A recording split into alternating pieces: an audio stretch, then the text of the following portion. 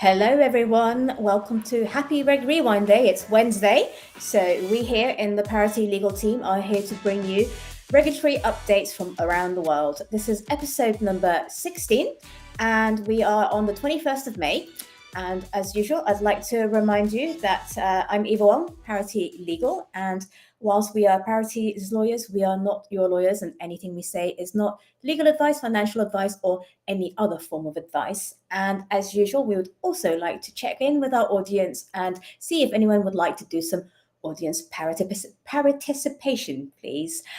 And on that note, I will introduce my dear colleague, Gustav, to talk about something that is not strictly regulation related, but very much blockchain and industry related. Gustav, would you like to talk about centralization and security? Thank you, Eva.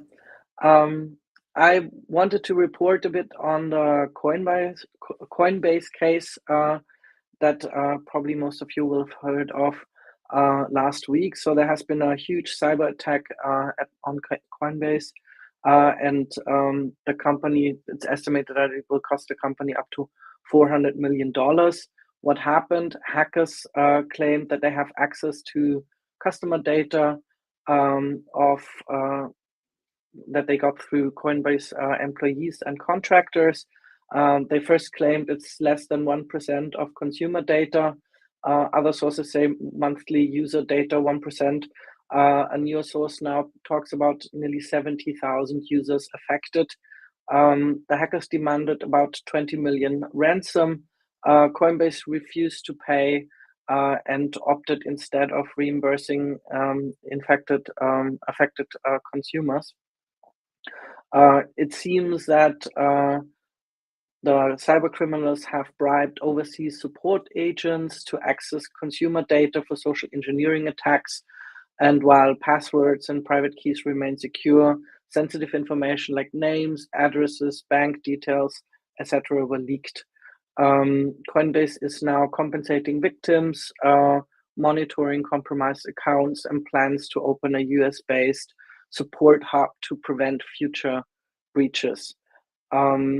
And we have also heard that Binance and Kraken had seen similar attempts on their user data and social engineering around it, but successfully blocked those attempts without losing customer data, which is good news. Why is that interesting for regulation? Just last week, I talked about the blockchain and data protection guidelines that the EU issued, and that the EU really thinks that centralized storage is a good idea because you have someone who's liable, who's in charge, and who you can address.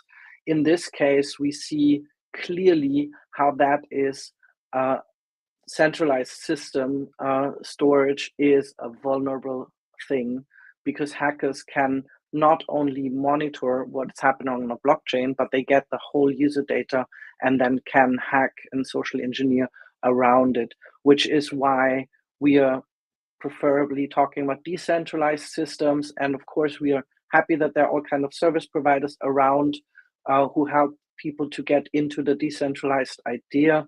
But it would be absolutely necessary for regulation to also think about decentralized system, because decentralized systems prevent exactly the attacks that had happened to Coinbase. So this is my rant about centralization. I'm, of course, in solidarity with all the Coinbase attempts to help consumers be more safe, but it would be great if staying safe in a decentralized manner would be something that also regulation would consider. With that rant, over to Glenn with news from the UK that happened last week. Thank you, Gustav. So staying on the topic of data collection, in the UK, starting January 1st, 2026, all crypto firms will be required to report every customer transaction to the government as part of a broader effort to improve crypto tax reporting.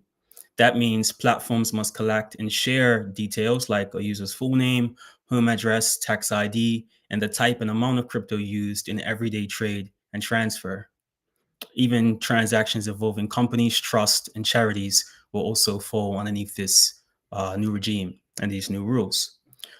So the move is part of a broader scheme and the UK's attempt at adopting the OECD's crypto asset reporting framework, which aims to boost transparency and tighten crypto tax enforcement within the UK. Firms that fail to comply or report inaccurate customer data could face fines up to £300 per user. And officials are urging crypto businesses to start collecting this data now to prepare for the new changes. Of course, this move has sparked criticism from the industry due to concerns around financial privacy and data security, as it requires the collection of sensitive and personal data for every transaction, regardless of size or purpose. And if we look at the information that Gustav just reported on regarding the Coinbase incident, we can see why the collection of this data poses significant risk and privacy concerns for crypto users within the UK.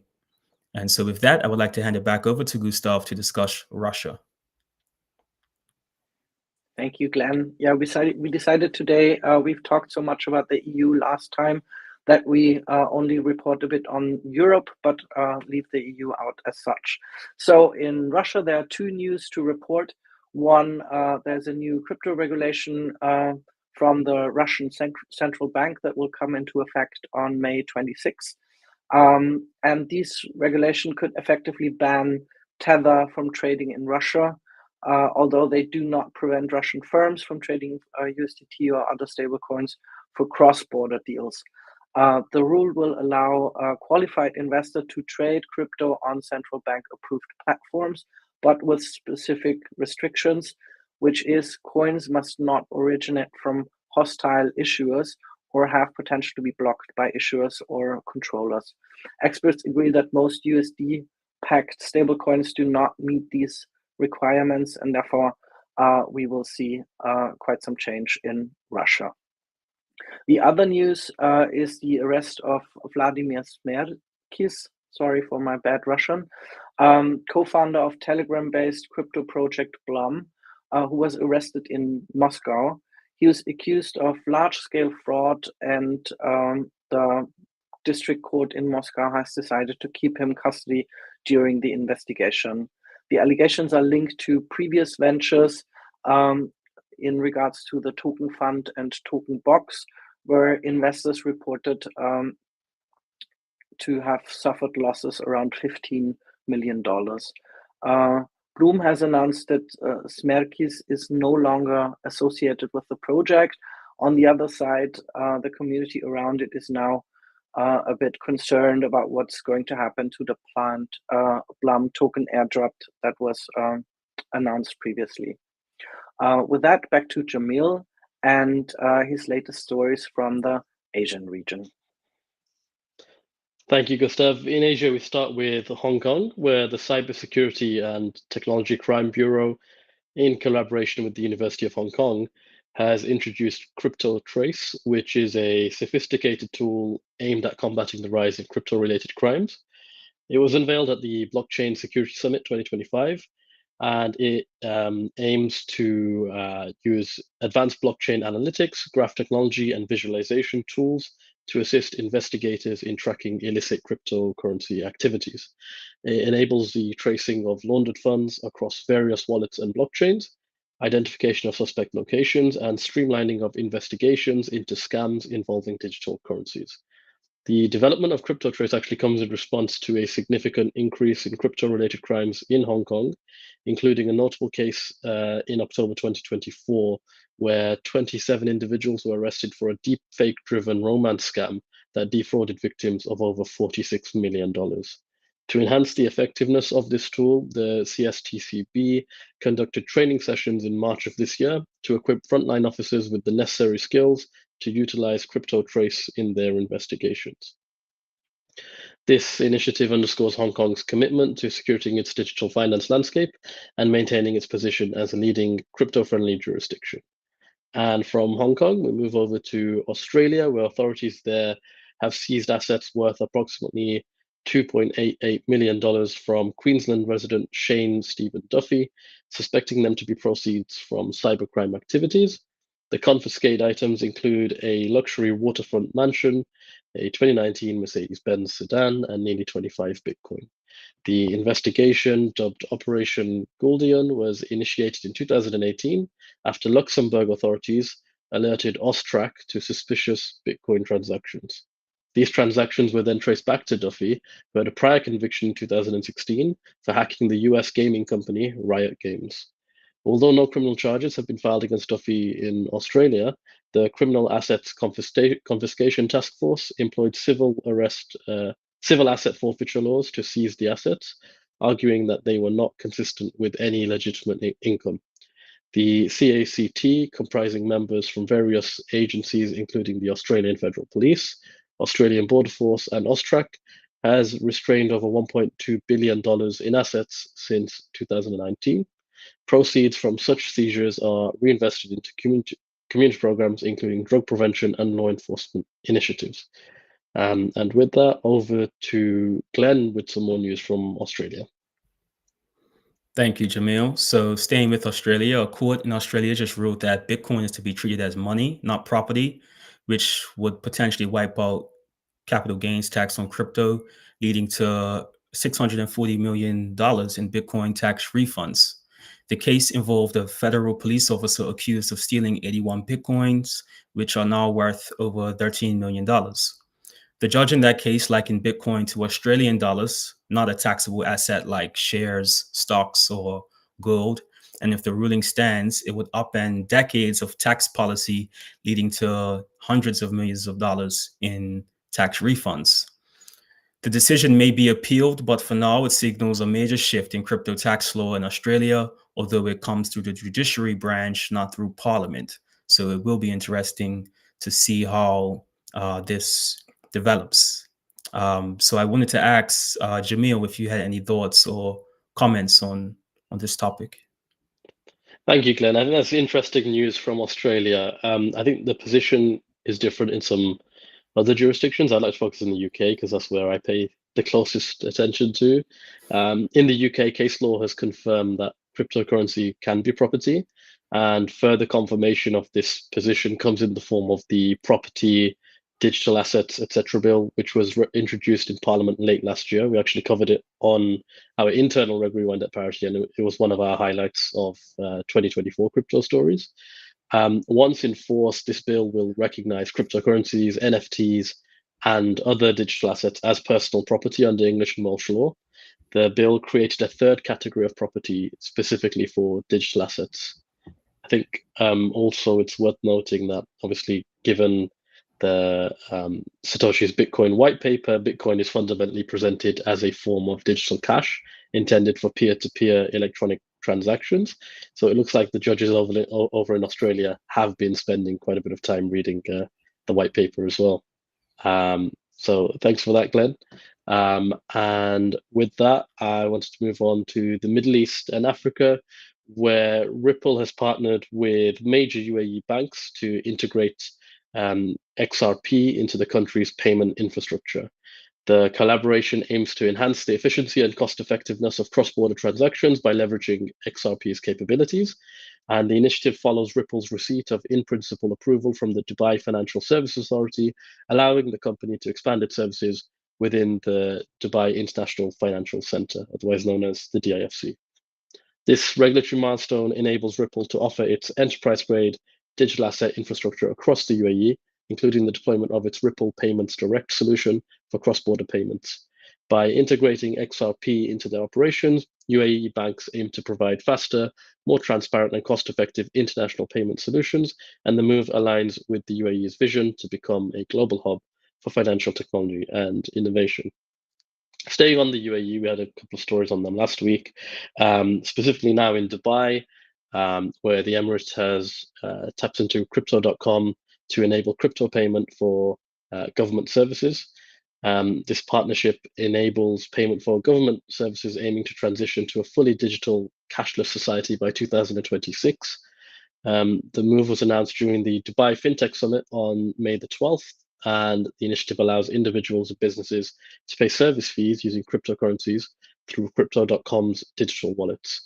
These payments will be converted into UAE dirhams and transferred to the Dubai Department of Finance. And the DOF indicated that stable cryptocurrencies would be accepted, suggesting the inclusion of stablecoins. That's following the news last week about stablecoin regulation in the UAE. The move aligns with Dubai's broader cashless strategy, which was first announced in October of last year. At that time, the DOF reported that 97% of all government payments in 2023 were already digital. The strategy is projected to add at least 8 billion dirhams, which is around 2.1 billion US dollars, to the economy, driven by the development of financial technology services and the accelerated expansion of Dubai's fintech sector. Amna Mohammed Luther, Director of Digital Payment Systems Regulation, stated that Dubai plans for 90% of financial transactions across the public and private sectors to be powered through cashless methods by 2026. Ahmed Ali Mefta, Executive Director of the Central Accounts Sector at DOF, added that the government is actively developing a regulatory framework to foster innovation while ensuring the highest standards of security and efficiency in digital financial transactions.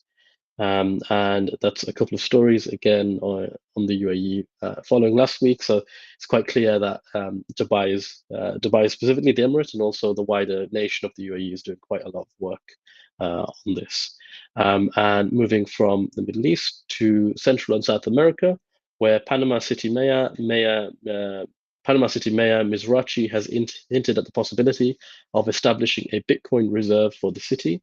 On May the 16th, following a meeting with El Salvador's prominent Bitcoin advocates, Max Kaiser and Stacey Herbert, Mizrachi posted the phrase Bitcoin Reserve on X, sparking speculation about the city's intentions.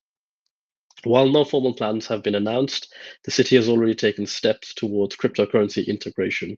Panama City has approved the acceptance of Bitcoin, Ethereum, USDC, and Tether for payments related to taxes, fines, and municipal services, pending the development of necessary crypto to fiat conversion infrastructure. During the meeting, discussions reportedly covered topics such as Bitcoin mining and financial education. And Panama City plans to incorporate El Salvador's What is Money financial literacy textbook into its public library system, reflecting a commitment to enhancing understanding and education of digital assets among residents. The establishment of a Bitcoin reserve would require legislative action from Panama's National Assembly. As of now, no such measures have been initiated. And moving on over from Panama City and Central America, over to Glenn now.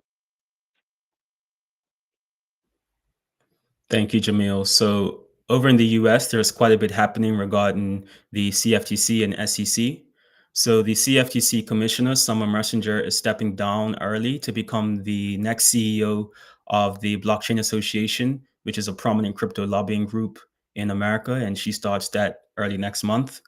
Commissioner Messenger, who is known for supporting the crypto industry and criticizing tough regulation, will now lead a group backed by firms such as Coinbase, Ripple, and Andreessen Horowitz, which are prominent digital asset and crypto players in America, and blockchain protocols and exchanges. Her move has brought both celebration and criticism, and comes at a time when Congress weighs regulatory authority and oversight between the SEC and the CFTC. However, this move is in line with a wider trend where we see public officials are moving towards the private sector, and private sector individuals are entering the public sector as well. And so with that, I would like to hand it over to Gustav to discuss the Genius Bill. Thank you, Glenn. Yes, I wanted to update you on the legislative process around the Genius Act. Last week, we talked about how the bill failed to advance in the Senate. In the meantime, the US Senate has moved forward with the Genius Act, setting up for debate on the Senate floor, with a key procedural vote passed with 66 positive votes. And therefore the majority. Several Democratic senators who initially had concerns about potential conflict of interest related to Donald Trump's crypto ventures changed their votes to advance the debate. And the Genius Act, introduced by Bill Haggerty, seeks to regulate the nearly 250 billion stablecoin market. So it is something that's probably worth debating. The bill requires a stablecoin to be fully backed and to undergo regular security audits. On the other side, Senator Warren has criticized the bill, arguing it does not address Trump's so-called crypto corruption. That's her words. And with that, over to Glenn with more news from the SEC side in the US. Thank you, Gustav. So, yeah, continuing with the news on the financial markets regulators, the SEC Commissioner, Hester Pierce, says many NFTs, including those with creator royalties, are not securities under federal law. Speaking at the SEC Speaks events, Commissioner Pierce explained that NFTs designed to compensate artists over time through through resale royalties do not offer the ownership or profit rights typically associated with securities.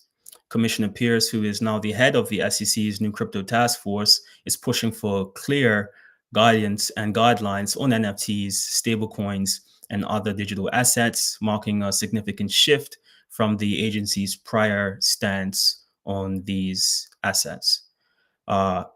Following Commissioner Hester Pierce's comments on NFTs, SEC Chair Paul Atkins announced a major policy shift, the end of aggressive crypto enforcement. So at the same SEC event, Atkins called the agency's old approach, which he described as shoot first and ask questions later, and pledged to replace it with a collaborative, clear rulemaking process for digital assets. Under his leadership, the SEC will draft crypto-specific rules, support federally regulated custody and trading, and work directly with the industry to reduce the uncertainty that exists within the industry. He also proposed a unified framework allowing crypto and traditional securities to be traded underneath one roof, a move he says could cut costs and boost innovation. And so in his words, he says it's a new day at the SEC. So we will see how things continue to develop now that a flag has been planted in the ground over at the SEC with regards to digital assets and regulations. And so with that, I would like to hand it back over to Jamil to continue the discussion. Thank you, Glenn. Yep, sticking with the US on this point, SEC Commissioner Caroline Crenshaw has issued a stark warning about the agency's recent shift in crypto regulation. We talked about her comments last week as well. She's likened it to a precarious game of, quote, regulatory Jenga, with a funny image in that article there. She argues that dismantling established rules and enforcement actions, particularly in the crypto sector, could lead to systematic instability reminiscent of the 2008 financial crisis. And she's criticized the SEC's settlement with crypto firms like Ripple and the rollback of long-standing regulations, suggesting these moves undermine investor protections and the agency's credibility. She's also highlighted concerns over the loss of experienced staff and the potential risks posed to retail investors by the rapid deregulation. Her remarks contrast sharply with the SEC's current leadership, who advocate for a more relaxed regulatory approach to foster innovation in the crypto industry, as Glenn has touched on. And with that, back over to you, Glenn. Thank you, Jamil. So moving on to the international front, the Bank for International Settlements is engaging with blockchain technology, even as it continues to express deep criticism towards the parts of the crypto ecosystem. On the one hand, the BIS is actively partnering with central banks, including the New York Fed, to test smart contract toolkits through Project Pine, exploring how blockchain can power real-time monetary policy.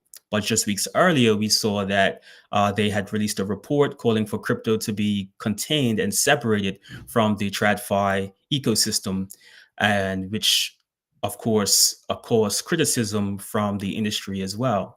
So on the one hand, while the BIS embraces Ethereum-based smart contracts for central banks, it simultaneously warns that DeFi, stablecoins, and cryptocurrencies pose systemic risks to the global finance industry.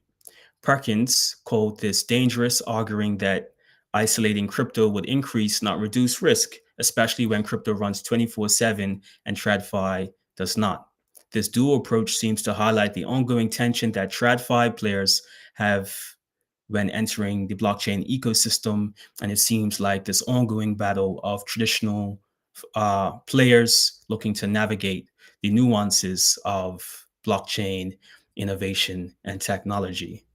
And so with that, I would like to hand it over to Eva to discuss the Tornado Cash case. Thanks, Glenn.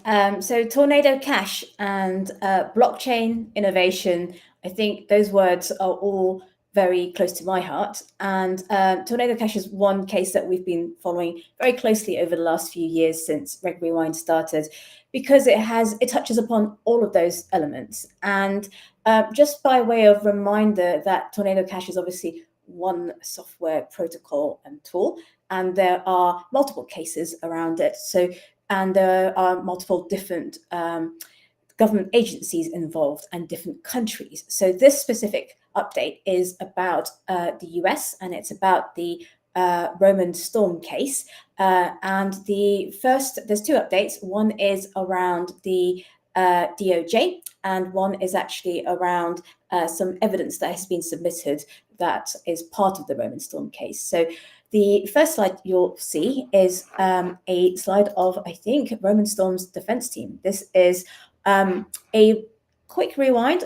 So the Department of Justice is the US department that prosecutes money laundering crimes and enforces anti-money laundering regulations. So this is separate action to the OFAC sanctions, which was the Department of Treasury, which deals with sanctioning individuals, entities, and countries in relation to financial crimes. This is against individuals and it's criminal activity.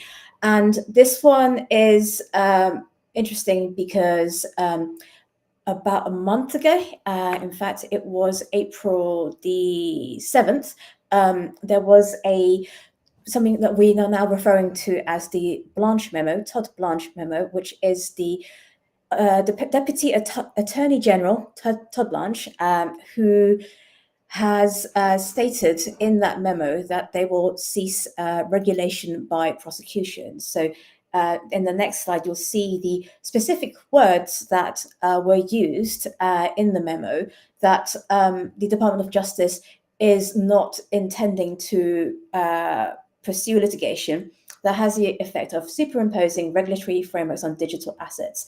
That is not the steer it is trying to take in the new under the new Trump administration. So what it does mean is that it is actually the headline is about the Department of Justice continuing with its case, because when this memo came out, there was some speculation as to whether it would ease off on Roman Storm and some of the other cases that the Department of Justice was taking, which includes samurai wallets, so not just Tornado Cash, but other privacy mixers. And this news item is actually saying the Department of Justice is continuing with its case against Roman Storm, but it is changing its allegations and charges against Roman Storm. It's dropping one specific allegation, which is the conspiracy to operate an unlicensed money transmitting business, and that he had failed to comply with money transmitting business registration requirements. So that charge has been dropped. However, the other accusations will still be pursued, and that is that he knowingly transmitted funds which, whilst derived from knowing that they were derived from a criminal offence or intended to support unlawful activity.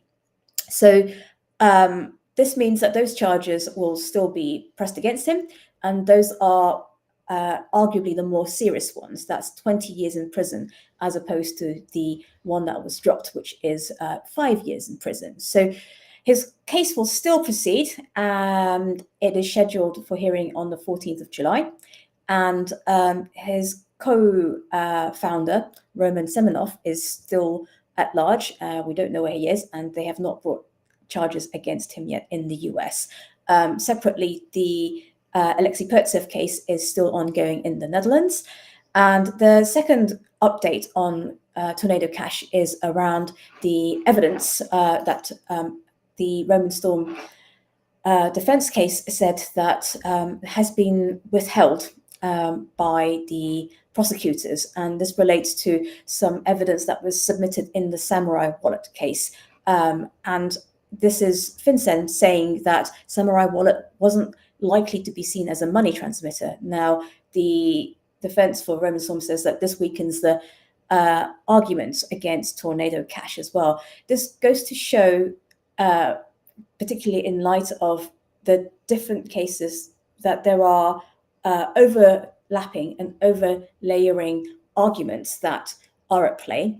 And in thinking about Tornado Cash, it's worth always thinking about the fact that this is still innovation, and we are still thinking about how to foster, countries are thinking about how to foster a culture and industry of innovation, but there are always going to be challenges when there is conflicts between innovation and existing laws. And what we do in Reg Rewind is this continuous juggle of looking at where innovation is happening and where the regulation is happening and how the two collide. And if we're taking a step back further, tomorrow is Bitcoin Pizza Day, the 22nd of May, where 15 years ago, the first transaction was made where 41 Bitcoins were used, $41 worth of Bitcoins at the time were used to purchase 2 pizzas. And that was 15 years ago. If you think about where the industry, where the technology, where the regulation, and where all of this is now, it is always worth taking a moment to think, this is just one moment in time. In 15 years' time, it's going to look very different. And with that tinfoil hat moment, I will pass it back over to Jamil to talk about our funny story for the week. Thanks, Eva. Funny story, slightly wacky story as well. I think everyone will have noticed a pretty large crypto presence in the form of sponsorships across Formula One, football, and combat sports, but it doesn't end in the form of sponsorships. It does go a step further. So there's a boxing promotion called Crypto Fight Night, CFN, which has evolved from a post-pandemic social experiment into a premier networking event within the crypto industry. It's founded by Dubai-based entrepreneur Rahul Suri, and CFN was initially conceived as a means to bring together online acquaintances in a physical setting, using a sports event as a backdrop. The inaugural event featured attendees meeting in person for the first time, transitioning from digital avatars to real-life connections, and the format seemed to prove quite effective in fostering organic networking opportunities, leading to the event's subsequent growth and increased professionalism. Events following the inaugural event enlisted the expertise of seasoned boxing promoters like Frank Warren, as well as present from former boxing champions such as Amir Khan, to enhance production quality. Now, in its 9th iteration, CFN has become a staple during major crypto conferences, offering a dynamic alternative to traditional mixers, and the events have gained notoriety for memorable moments such as the December 2024 match between crypto influencers BitBoy and Ansem, which became a viral sensation due to its unexpected twists. So quite interesting there. I'm wondering if anyone would like to see anyone from the crypto world, or more specifically the Polkadot ecosystem, stepping into the squared circle. Maybe I Jay, think perhaps. so. Jamil, I think Gensler versus Pierce, CZ versus Brian Armstrong. What about anyone else? Any other head-to-head fights that we would think are interesting? Who do you think would win, Gensler or Pierce? Pierce looks fierce, so I'm gonna go with Pierce. Pierce. Looks fierce. I think that's got a ring to it, doesn't it? Yeah. Yeah. Well, on that note, I would like to thank everybody contributing to the Regulatory Rewind this week, and everybody listening. And we will be back next week with more insights, hot takes, and funny stories. Thank you very much, everyone. Take care now. Take care, everyone. Bye. Bye.